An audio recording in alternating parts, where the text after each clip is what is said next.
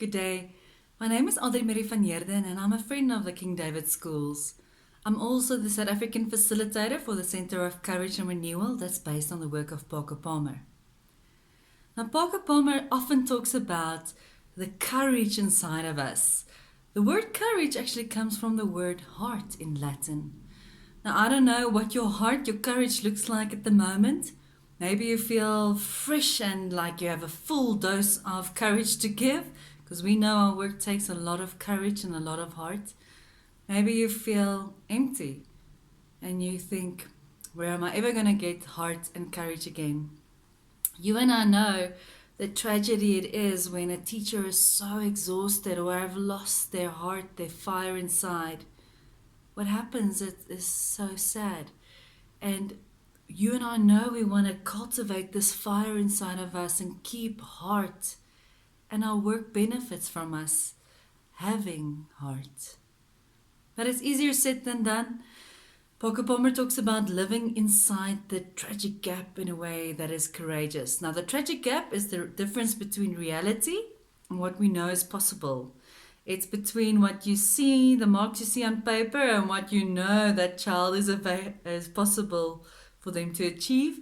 And this gap, this tragic gap in between, it's also the reality of our education system in our country and what we know is possible. But living in this tragic gap, it's tragic because we know mostly in our lifetime it's not going to be achieved. So how are we courageous and live hopefully in this gap? Well, Parker Palmer says that we most of us go to either one of the other side. We either go and to the corrosive cynicism side, so we kind of so deep in reality that it makes us more negative, and it's kind of like a process of erosion, cynicism.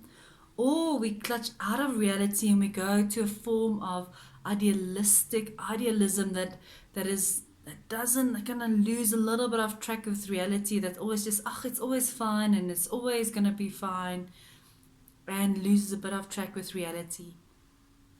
You have so much wisdom inside of you. You know what you need.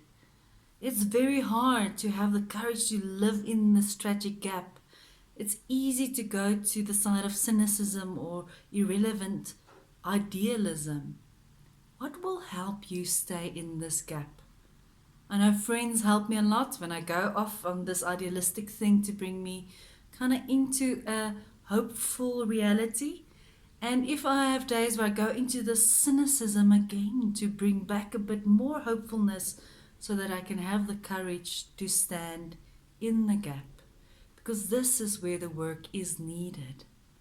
What helps you? I know I have some rituals that help me feel centered. It helps me live in this tragic gap. You know what you need. I wonder what's coming to mind at the moment. May you have fresh portions of courage coming your way in these difficult, tragic gap times.